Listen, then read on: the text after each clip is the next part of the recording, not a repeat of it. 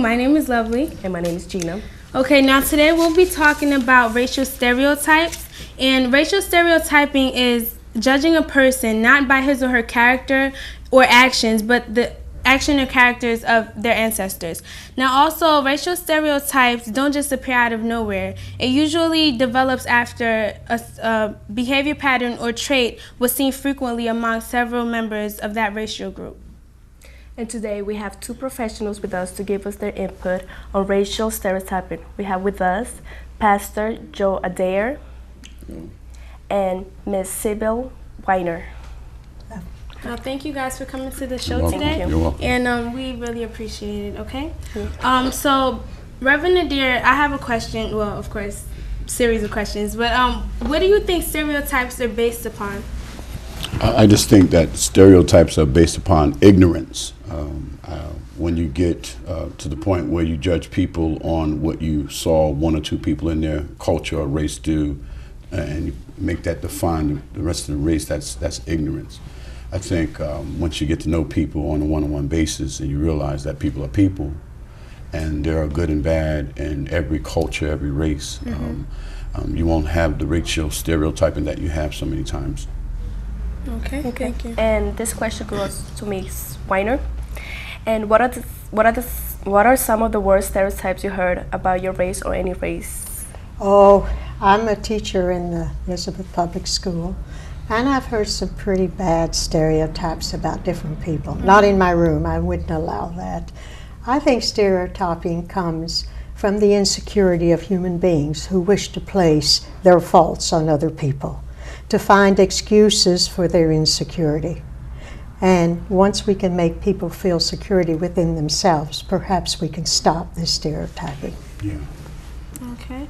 Now to Ms. Weiner, like, how do you feel when you hear stereotypes about your own race? Like, does that make you feel in disdain towards people, or, do you just don't pay it any mind? I feel sorry for the people who do that, because I know there's something's missing in their life that they have to pick on someone else.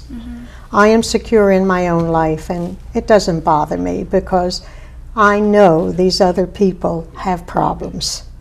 And if I can talk to them, I will talk to them and try to explain to them what they are doing wrong. If not, then that's their problems. Reverend Adair, you have anything to add to that question? I agree with Mrs. Weiner. It doesn't bother me when people stereotype me because I'm very confident in myself. And I think when you know who you are, particularly as an African American man, I know my ancestry, and I know that, for example, that black people were more than slaves, we were more than cotton pickers. We have a rich ancestry, and I love history, and I know who I am. Me too. Yeah, I love history, so I know who I am, and I know the history of Africa, and my descendants are from Africa. So, and I'm like Miss Weiner, I feel sorry for ignorant, stupid people. Okay. Who would just look at you and already think they can just, okay, you're lazy because you're black, you're dumb because you're black, you're a gangster, you're going to steal from me. Yeah. And it happens to me. I mean, I'm a pastor here, I'm past president of NAACP, responsible leader in the city of Elizabeth, and every now and then I'll put on my what you call my homeboy gear. You know what I mean? My freshies and my Timbs and it changes. When I have a suit like I have on today, I don't get a lot of problems from police officers. Not saying anything negative about the police or other people, but when I dress in that hip hop, because I like to dress that way sometimes, they stereotype me, and I see it. And so would you say that the way you dress or the way people dress would influence stereotyping? Yes, it does. It does. It's a tremendous change. If you come into a jewelry store with an Armani suit on, they're going to respect you. Sir, can I help you? Ma'am, can I help you? But if you come in there with some Timbs on and a handkerchief around your head, they'll automatically they think you're trying to maybe bust the window and steal the jewelry. I don't know. I got you. We're here. People should be reminded that 99.9% DNA of all people are identical because we all belong to the human race. Right. Only a very fraction identifies us from each other as individuals, but we all have the same bodies, the same eyes, the same blood. We're human beings, and we should treat each other as human beings, because every human is created in the image of God, and if we respect God, we should respect each other. I agree. Okay. Sometimes do you find yourself laughing at racial stereotypes? Do you mean, do I laugh at racial jokes? No. I don't play that. No.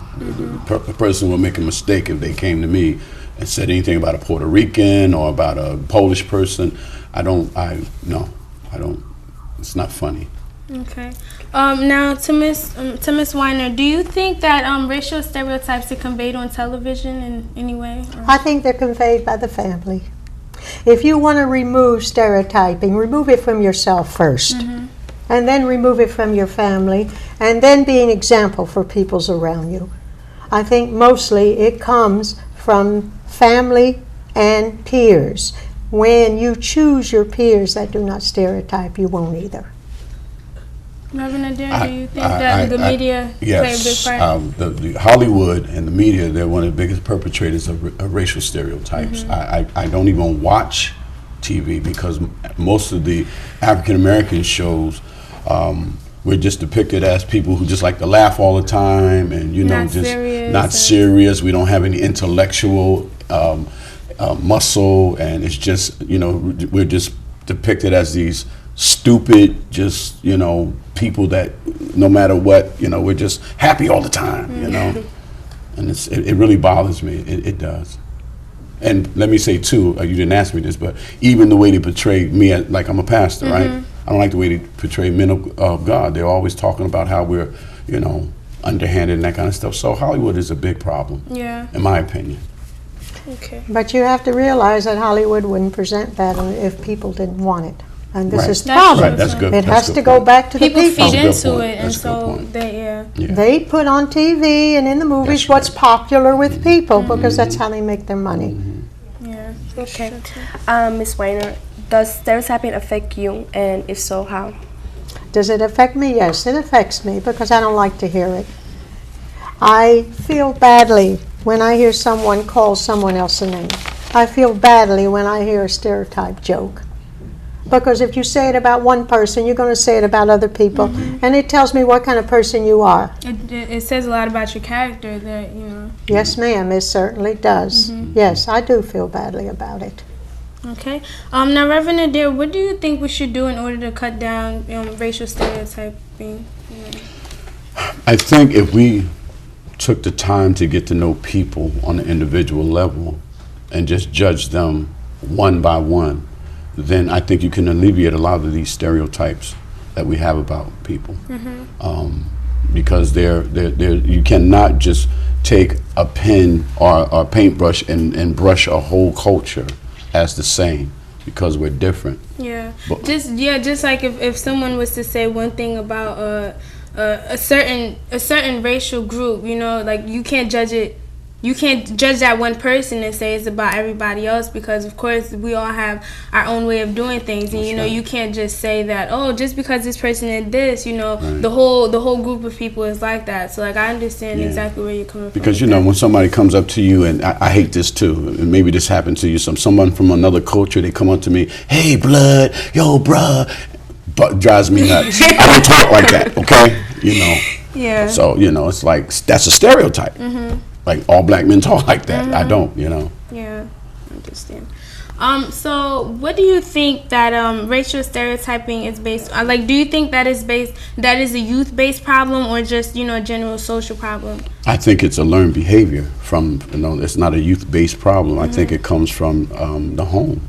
I think the first teaching of racial stereotype or prejudice, of any kind comes from the dinner table. They learned it from their parents or the uncle, an adult. Kids, you look at little kids play. My wife's a first grade teacher in Roselle. You go there to her classroom, the kids are all getting along. They're having fun, all colors, boys and girls.